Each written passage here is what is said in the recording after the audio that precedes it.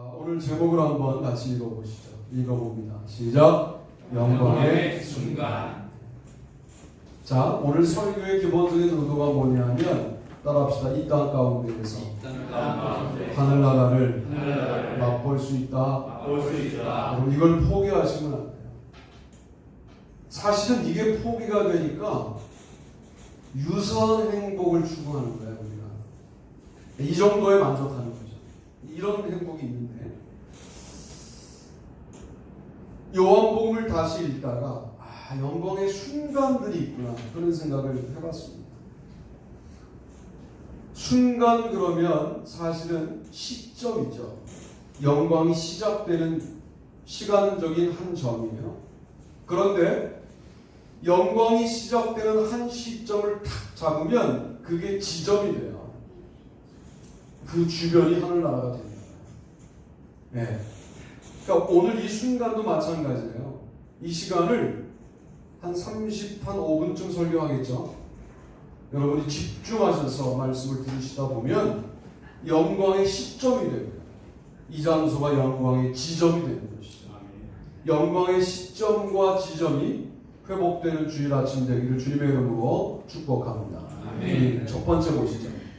읽어봅니다. 시작. 말씀이 육신이 될 때, 말씀이 육신이 되어 우리 가운데 거하심에 우리가 그 영광을 보니 아버지 독생자의 영광이요 은혜와 진리가 충만하더라. 아멘. 여기 보니까 말씀이 육신이 되어 우리 가운데 거하시며 우리가 그의 영광을 보니 이렇게 되어 있죠. 말씀이 육신이 되었다라고 하는 것이 여러분 영광스러운 사건입니까? 여기서 말씀은 로고스고요, 하나님이시고요. 육신은 우리 같은 인간이거든요. 하나님이 인간이 되셨어요. 이게 하나님 입장에서 영광스럽습니까? 조금만 생각해 보면 하나님이셨던 그분이 인간의 모습을 가지고 이 땅에 오신 거죠. 인간으로 오신 거예요. 이건 매우 수치스러운 사건입니다. 우리가 짐승이 되거나 우리가 벌레가 되는 수준과 같은 수준의 수치입니다. 그저 우리가 조금 무시당한 것 때문에 수치감을 느끼시잖아요. 우리가 여러분 수치감을 좀 묵상해 보세요. 왜 우리가 수치감을 느낄까요? 아직도 자아가 살아있기 때문이죠. 그 수치감을 느끼는 주체가 누굽니까? 나는 이렇게 수치를 당할 존재가 아니야 라고 말하고 있는 내 자신인 거잖아요. 조금만 생각해 보면 나의 잘못 때문에 당하는 수치는 능력이 되진 않습니다. 그건 능력이 아니에요. 그건 당해도 싼 수치죠. 복음 때문에 혹시 예수를 믿는 것 때문에 어려움을 당하시거나 예수를 믿는 것 때문에 욕을 먹거나 예수를 믿는 것 때문에 본 뜻과 상관없이 오해를 받을 때 기뻐하십시오. 바로 그 지점이 뭐냐면 하나님의 영광이 깃들어 있는 지점인데 사탄은 그때 강하게 역사해서 그 매듭가도 같은 순간에 야, 너 지금 무시당하고 있어. 우리가 복음 때문에 무시를 당하고 있는 거룩한 순간인데 예수님 때문에 고난을 당하는 매우 아름다운 순간인데 그 순간에 갑자기 우리의 시각을 우리 자신으로 되돌리려고 하는 강력한 에너지를 사탄이 우리에게 사용하는 겁니다. 그때 우리가 자아를 붙들고 그래 지가 뭔데 나를 그렇게 평가해 라고 확 질러버리시면 영광이 사라집니다. 여러 순간들이 지나가고 계실 것 같아요. 여러분들에게 다 놓치신 영광의 지점들이라는 거죠. 그 지점들이.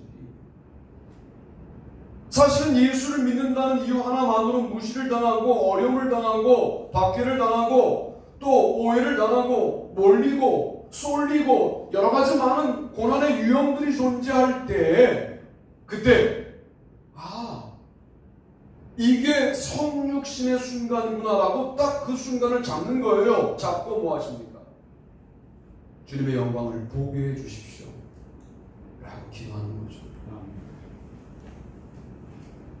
놓치지 마세요 이제는. 그리고 그 수치감과 고통에 관련된 감정들이 나를 사로잡으려고 할 때 사탄아 나사렛 예수 그리스도 이름을 명하노니 나로 하여금 수치감을 느껴서 영광을 잃게 만들려고 하는 사탄아 물러가라 라고 물리치시기를 바랍니다. 아멘. 매우 중요한 순간들을 그냥 보내니까 우리의 시간이 무미건조하게 느껴지는 거죠.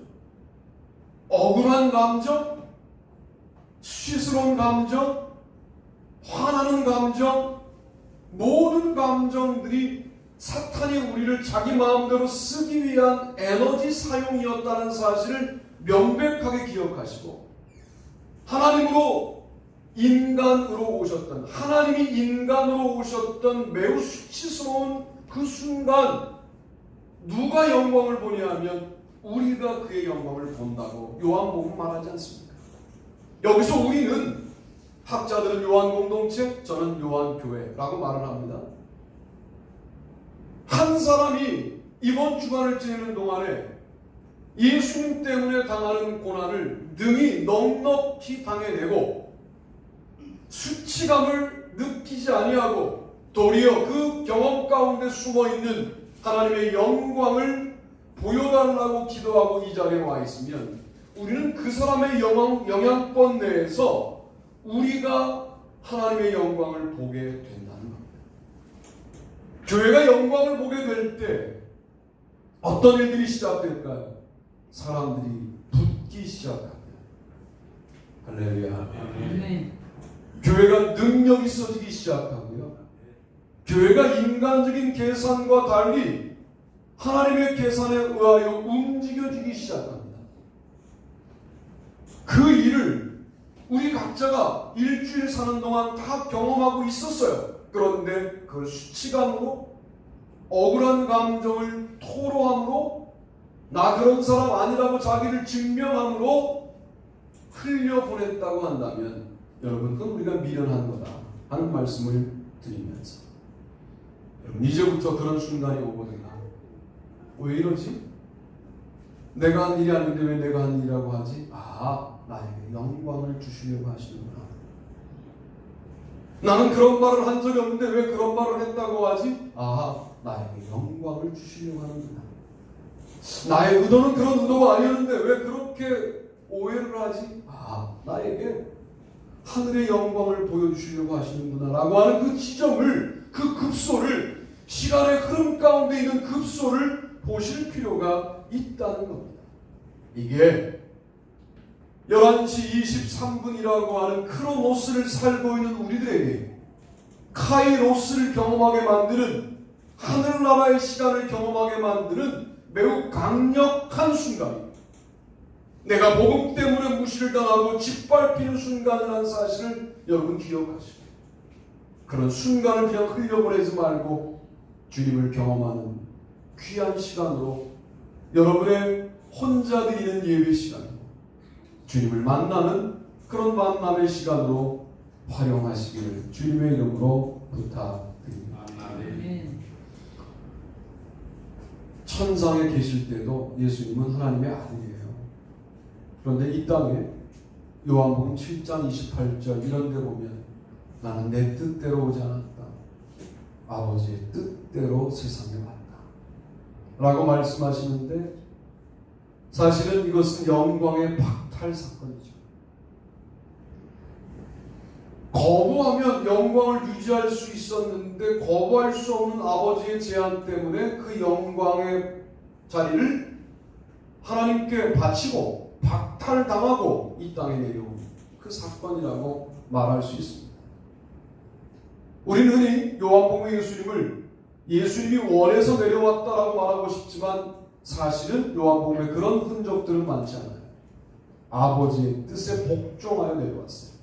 그래서 영광의 희생 사건이 아니라 영광의 박탈 사건이에요. 아버지가 일방적으로 영광을 빼앗은 거예요. 아들은 영광을 빼앗겨서 이 땅에 오셨을 때 하나님은 무슨 작업을 하시느냐? 공동체 구성원 전부가 아버지 독생자의 영광을 보게 만드는 것이죠. 참으로 비참한 순간에 하나님은 나 하나만의 영광이 아니라 교회 전체의 영광을 보게 하시는 거예요. 혹시 그동안 해왔던 일들, 그동안 살아왔던 삶의 터전, 그동안 쌓아왔던 경험의 총체, 이런 것들이 요즘 흔들려서 어려운 분들 있습니까? 그게 뭘까요? 바로 영광의 순간인 거죠. 그때 많은 선택을 할 수 있어요. 하나님을 저주하고 하나님 바깥으로 나가는 방법도 있고요. 하나님과 승부하여 하나님을 이기는 방법도 있고요. 그죠? 하나님의 일하심에 나를 맡기는 방법이 있는데 하나님의 일하심에 여러분을 맡기시게 되기를 바랍니다. 두 번째 보시죠.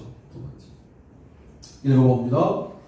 죽음이 생명으로 변할 것을 믿을 때. 본문을 읽어보죠. 예수께서 이르시되 돌을 옮겨 놓으라 하시니 그 죽은 자의 눈이 마르다가 이르되 주여 죽은 자가 나으리 되었으매 벌써 냄새가 나나이다. 예수께서 이르시되 내 말이 내가 믿으면 하나님의 영광을 보리라 하지 아니하였느냐 하시 돌을 옮겨 놓으니 예수께서 눈을 들어 우러러보시고 이르시되 아버지여 내 말을 들으신 것을 감사하나이다. 아멘. 요한복음 11장 39절로 41절 말씀을 같이 읽었습니다. 이 상황이 어떤 상황이냐면 예수님이 없는 상황에서 나사로가 죽는 상황이었어요. 자, 어떤 상황의 예고편이었냐면 이제 예수님이 하늘나라로 가시면 제자들만 남아요. 제자들을 막아줄 수 있는 스승님이 안 계신 가운데 복음을 증거하다가 누구처럼 죽게 될 거예요? 나사로처럼 죽게 될 것을 미리 예고하는 것이죠. 그러나 내가 없는 가운데 죽게 되어도 걱정하지 마라. 나는 죽은 자를 일으킬 수 있는 능력이 있는 자이다 라고 말씀하시는 거죠. 더 놀라운 거, 내 말이 네가 믿으면 영광을 보리라 하지 아니하였느냐 라고 말씀합니다. 따라합시다. 믿어야 영광을 볼 수 있다. 여러분, 이거 한마디가 쉬운 게 아닌 것이 믿음으로만 삽니다. 이렇게 우리가 고백을 잘하고 믿음으로만 우리가 주님을 찬양합니다. 믿음으로만 예배합니다. 이렇게 말하는데 정직히 말하면 우리가 믿음으로만 산 적도 없고 믿음으로만 예배한 적도 없고 믿음으로만 찬양한 적이 없습니다. 찬양하는 동안에도 우리의 생각이 작동합니다. 찬양하는 동안에도 우리의 마음은 세상에 관련된 관심으로 나뉘어져 있다고 정직하게 고백할 수밖에 없지 않습니까? 그러니 믿음으로만 주님을 예배한다는 게 얼마나 어려운 거냐. 그런데 죽은 자를 살리는 믿음은 믿음으로만 그 일을 기대할 때 그 일이 일어난다는 거예요. 그런데 더 놀라운 것은 내가 한번 해보겠다. 믿음으로만 내가 한번 죽은 자가 일어날 수 있다는 사실을 기대해보겠다. 여러분은 출발부터 잘못된 생각을 가지고 있는 겁니다. 우리는 그럴 수 없어요. 내가 믿음으로 믿음의 비중을 나의 노력으로 어느 정도 높일 수는 있어요. 55%에서 75%까지 올릴 수는 있어요. 그러나 내가 노력으로 100% 믿음을 채울 수 있다면 왜 그리스도가 필요하고 왜 성령님이 필요하고 왜 하나님이 필요하시겠습니까? 불가능한 상상을 하고 있는 거예요. 우리는 이렇게 기도해야 될 거예요. 주님, 제가 단 한 번도 믿음으로만 산 적도 없고 믿음으로만 예배한 적도 없고 믿음으로만 찬양한 적도 없다는 사실을 알게 해주셔서 감사합니다. 지금 내 앞에 죽은 자가 있고 이 죽은 자는 죽은 지 나흘이 되어 벌써 냄새가 나는 세상에서는 절대 절망이라고 말하는 문제거리로 내 앞에 있는데, 주님, 제가 이 나사로가 일어날 것을 그대로 믿을 수 있도록 도와달라. 기도하셔야 될 줄로 믿습니다. 아멘. 죽은 나사로가 뭐 멀리 있나요? 예수와 함께 살아나야죠. 할렐루야. 아멘. 여러분의 사업과 가정과 직장, 자녀들 살아나셔야죠. 할렐루야. 아멘. 그냥 믿자. 이 그냥이란 말이 너무 멋있는 말이에요. 아무 이유 없이 믿자는 게 그냥 아닙니까? 아무 생각 없이, 아무 계산 없이, 아무 판단 없이 이 사실을 그냥 믿을 수 있다면 우리는 영광을 보게 될 것이다 라고 말씀하시는 거죠. 믿음을 우습게 여기지 맙시다. 제대로 믿어본 적이 없는데 우리가 한 55% 믿어놓고 에이 믿어봐야 별 소용없네 라고 말하고 쉽게 만드는 거예요, 사탄이. 우리는 그렇게 믿어본 적이 없어요. 믿어봤자라고 말할 수 있는 그런 전폭적인 믿음을 가진 적이 없습니다.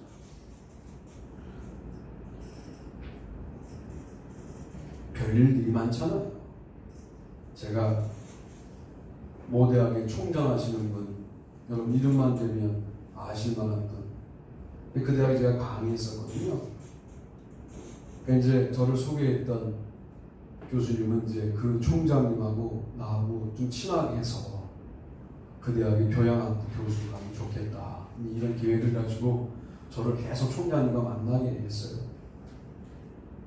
말이 안 되는 거예요. 시간 강사가 총장실에서 차 마시고 나온다는 그건 말이 안 되는 거거든요. 근데 강의하는 내내 선생님과 이렇게 사귀다가 선생님 부인이 총리를 지낸 분이에요. 2글자예요. 이화여대 총장 하셨던 분이고, 그분이 국회의원 선거를 한다는 거예요. 그것도 우리 후배 교수가 형 이거 선거운동 도와줘야 된다. 그래서 제가 선거운동을 했잖아요. 그랬더니 소문이 났어요. 이야, 요즘 서 목사가 그 교수 자리 하나 얻으려고 우리 선생님이 다른 선생님을 지금 열심히 섬기고 있다고. 참, 이 학문 동네에서 노는 사람들이요 쪼잔합니다. 여러분은 그나마 넓은 사람을 보고 있는 거예요. 쪼잔해요.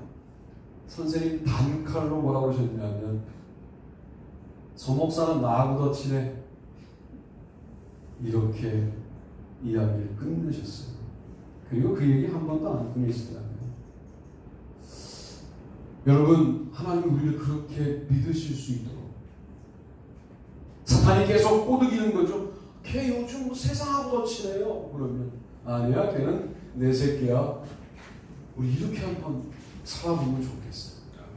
할렐루야. 아멘. 그럴 때 영광을 보게 된다는 거죠. 설명할 수 없는 일들이 일어나요, 인생 중에는.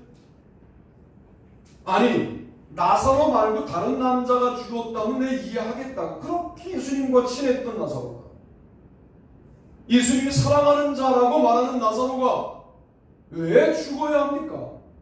왜 죽은 지 나흘 되도록 예수님 감감무소식이어야 합니까? 답답하죠. 그 나흘을 견디는 마리아와 마르다는 얼마나 답답했겠습니까? 요한복음 보면 그 집에 부모가 있었다는 기록이 없는 걸 보면 이미 아픔이 있는 가족이에요. 그런데 이제 오라버니가 죽어요. 얼마나 아프겠습니까? 그리고 그 아픔이 하루나 이틀쯤 주님이 오셨으면 글쎄 아직 몸에 따뜻한 기운이 있을 때 일어날 수도 있겠다. 그러나 나흘이 되면 유대 장례법에서도 완전하게 죽은 걸 나흘이라고 하거든요. 그런데 나흘, 냄새가 벌써 절망적으로 다가오는 거 아니에요? 썩은 냄새가 훅 다가오는 거 아니에요? 돌문을 열었더니 이건 안 되는 문제야 라고 생각할 수 있을 때에도 네가 믿으면 영광을 보여. 아멘. 우리가 믿음을 갖고 있는 것 같지만 될 만한 것만 상상합니다. 될 만한 것만 꿈꿉니다. 될 만한 것에만 투자합니다. 그러나 안 될 것 같은 일에 여러분 투자해 본 적 있습니까? 믿음을 가지고 우리가 세상 사람과 다른 지점이 바로 그 지점이라는 거죠. 여러분의 가정 가운데 그런 일이 없기를 바라지만 설명할 수 없는 일들이 작아도 커도 생길 수 있잖아요. 작은 일이 생기기를 바라요. 생겼습니다.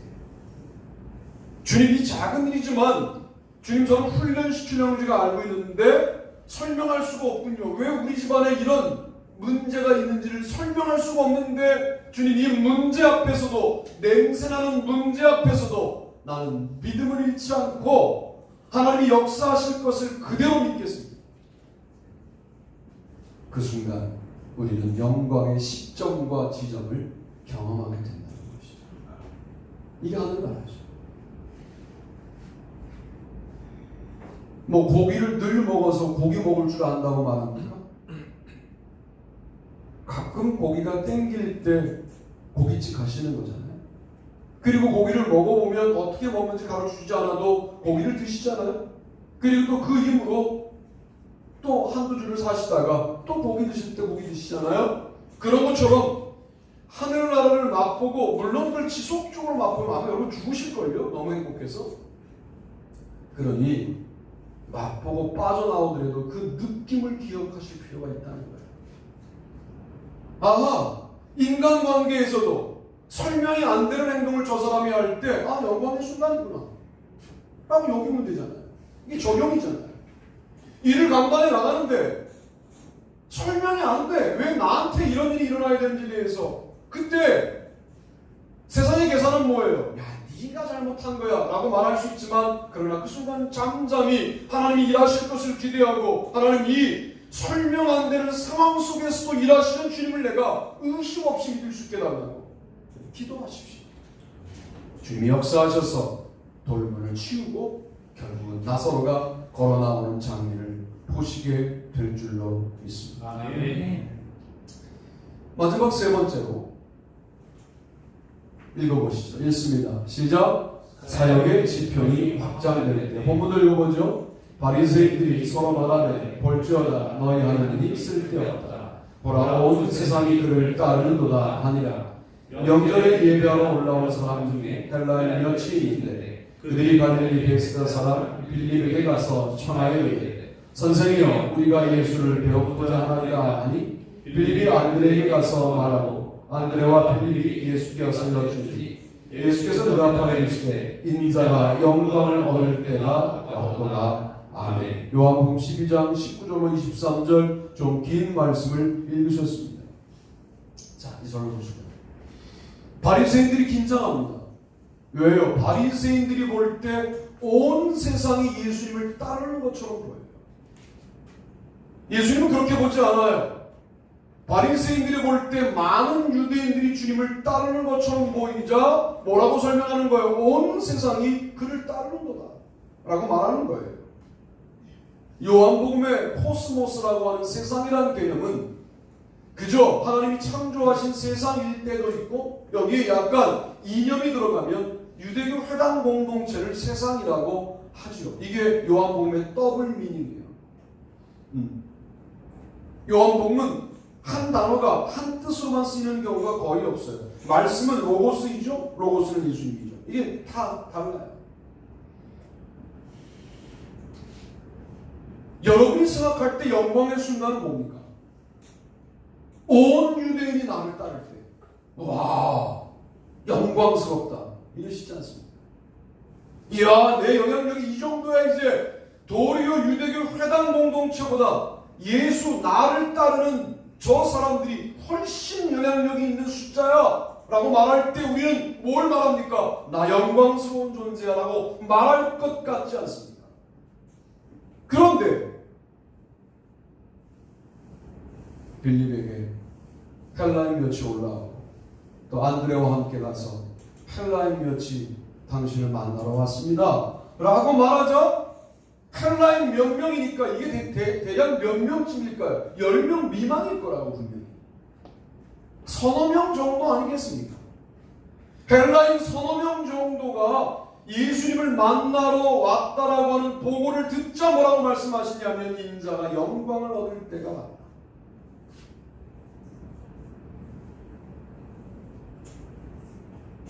우리랑 다른 부분이에요. 여러분, 사역의 확장이라는 게 뭡니까? 점점 더 예수를 믿는 사람들의 숫자가 많게 되는 일을 교회가 감당할 때 사역이 확장된다 말할 수 있습니다. 그러나 지금 여기서 말하는 사역의 확장은 뭐냐면 사실상 만나기 불가능했던 사람들을 만나게 될 때 주님은 영광을 얻을 때가 왔다라고 말씀하신 겁니다. 오늘날 우리의 관점에서 말할 때 북한 선교는 헬라인 몇이 아닐까라고 생각해 보았습니다. 왜 한국에 여전히 교회가 존재하게 하실까? 우리의 믿음은 엉망인데, 우리의 교회들은 엉망인데, 기업도 아닌 교회를 아들에게 물려주느라고 혈안에 비어있는 이 교회를 왜 여전히 두실까? 도대체 이해할 수 없어요. 담임 목사를 뽑을 때 박사학위 소유자일 것 이렇게 말하는 이 썩은 한국 교회를 왜 여전히 두실까? 단 한 번이라도 하루에 3시간 기도하는 분, 이런 건 난 본 적이 없어요. 설교를 잘하는 분, 이런 건 내 봤어요. 그런데 기도를 하루에 8시간 하시는 분, 그러면 아마 후보가 거의 없을 텐데. 그런 건 없어요. 외국대학 박사학위 소지자일 것, 영어가 자유로울 것. 제가 걸려서 하는 말은 아니에요. 응? 이게 목사랑 무슨 상관이 있습니까? 그런데 여전히 이 교회가 유지되는 이유가 뭐겠습니까? 북한 선교에 최적화되어 있는 민족은 우리이기 때문입니다. 거기가 열릴 거예요. 거기가 열리시면 사업하는 분들은 돈 벌 생각하시겠지만 그리스도인들은 돈도 벌면서 교회를 수축하고 복음을 증거하는 꿈을 꾸셔야 합니다. 아니, 지금서부터 그 사역을 조금씩 할 수 있으면 더 교회가 아름답겠다 하는 생각을 해보았어요. 역시 앞서가는 목사님들은 뭔가 달라도 달라요. 탈북민들이 5만 명일 때 우리 교회가 5천 명 정도는 섬겨보자라고 김동호 목사님 마음 먹으셨어요. 그리고 그 교회 안 짓는 교회니까 우리 이 힘으로 공장 세우자. 박스 공장 세워서 계속 교회 재정 들어가다가 그런 걸 공금유용이라고 합니다. 공장에 쓰면 안 돼요, 사실. 그런데 공장에서 쓰시다가 헌금이니까 괜찮은가 보죠. 이제는 정상화되어서 연 매출 40억을 올리는 기업이 되고 고용이 창출되고 브리스라고 하는 카페를 만드셔서 또 북한 친구들 취업시키고 하는 일을 하셔요. 그래서 교회가 부흥될 이유가 있다는 걸 말씀드리는 거예요. 우리는 하고 싶어도 못하잖아요. 해봐야 소금용이고. 그래서 전도하자는 거예요, 우리가. 그런 거 하자고요. 얼마나 아름답습니까? 여러분, 사실 헬라인 몇 명이 어디일까요? 저는 가족일 것 같아요. 가족이 제일 힘들어요. 왜? 나를 아니까, 나를. 제가 경기도 여주에 가면 아직도 예수를 믿지 않고 있는 우리 작은아버지들 중에 이제 막내 작은아버지는 살아계신데 그분은 예수를 믿습니다. 아들이 졸지에 갔어요. 똑똑했던 아들. 경기도 전체에서 1등 하던 아들이 졸지에 갔어요. 그냥 자다가 갔어요. 더 가슴 아픈 건 갑자기 심장에 스트로크가 오자 전화를 끊어서 아버지에게 문자를 보내다 그냥 죽었어요. 그 사건 이후에 밭에 나가서 밭을 다 뒤집어 엎더니 인간은 한계가 있다는 사실을 인정한 막내 작은 아버지가 큰형이 다니던, 큰형이 믿던 예수님에게로 돌아오셨어요. 그런데 그 둘째 작은 아버지 있잖아요. 우리 아버지가 바로 밑에 있는 큰 작은 아버지는 불교신자의 철저하게. 내가 놀러만 가면 나를 붙잡고 하시는 말씀이요. 예수 믿고 밥은 먹고 사니 뭐 이런 질문을 하세요. 참 그거 우리 교회가 부흥돼야 될 이유가 거기도 있는 것 같아요. 응? 그렇게 말하던 그 집안에 설명 안 되는 일이 이제 벌어진 거잖아요. 우리를 바라볼 때 그 좀 큰 조카가 여자 목사가 그만한 교회, 지금 공주의 제일 큰 교회를 이루어가고 있고 그런 교회 담임 목사가 되어서 여자 목사가 처녀 목사가 목회를 잘하는 것을 그들이 보면서 조금씩 마음이 흔들리고 있고요. 그리고 주변에 그 사촌 형님들 주변에 장로 친구들이 많아요. 그 장로님들은 안 믿는 사람 친구들이 좀 있으셔야 돼요. 전도하시면. 그리고 나를 만나더니 그 장로가 오시더니 두석이 좀 전도하라. 제가 기도할 테니까 장로님 전도하시라. 두석이만 쓰러뜨리면 저 집안은 다 구원 받게 할 수 있는데 이런 친구 장로님이 계시다.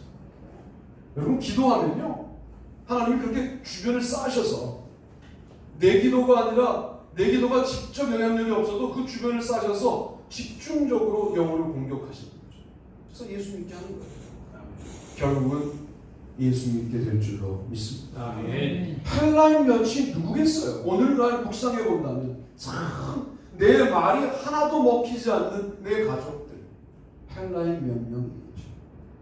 그 가족들이 주님 앞에 나오게 되는 순간 하나님은 나는 죽어도 좋다라고 말씀하시지 않겠는가 하는 생각을 이 아침에 해보게 되는 겁니다. 여러분 세상 전부가 나를 따르는 것을 꿈꾸십니까? 그게 정말 부흥일까요? 그런 식으로 부흥을 이해하니까 사람 숫자만 늘리면 된다라고 하는 생각을 가지고 한국교회가 진행되고 있다가 조금 어려운 일이 생기면 다 흩어지는 그렇게 우리가 살아오고 있지 않습니까? 우리 그러지 말고 여전히 우리끼리의 잔치를 벌이고 있었는데 우리끼리에 전혀 들어올 수 없는 인종적인 한계를 갖고 있던 그 어떤 헬라인 몇 명을 주님께로 연결하는 일들, 이 일들을 할 수 있을 때 내가 영광을 이미 받았다, 영광을 얻을 때가 왔다, 나 죽어도 좋다 라고 말씀하시면서 뭐라고 말씀하시는 거예요? 하늘의 미랄이 땅에 떨어져 죽지 아니하는 하늘 그대로 있고 죽으면 많은 열매를 맺느니라 하는 말씀을 그 뒤에 이어서 하시는 겁니다. 나 이제 하나의 미랄로 죽어도 좋아 라고 주님이 지금 말씀하고 계시는 시점이 뭐냐면 대단한 헬라인 무슨 100명이 기천명이 올라온 게 아니라 몇 명의 헬라인이 올라온 그 장면에서 나 죽어도 좋아 라고 말씀하고 계시다라고 하는 사실을 기억하시고 주님을 행복하게 해드리면 주님이 우리에게 행복을 안 주실 리가 없잖아요. 여러분 보셔야 돼요. 우리가 그동안 우리들끼리 좋은 분위기를 유지하느라 못 봤던 헬라인 몇 명이 누구일까를 봐야 되고 결국 그들에게 손을 내밀어야 합니다. 그리고 그들을 주님께로 연결하게 될 때 인자가 영광을 얻을 때가 왔다라고 말씀하시는 놀라운 일이 시작되는 건 아니겠는가.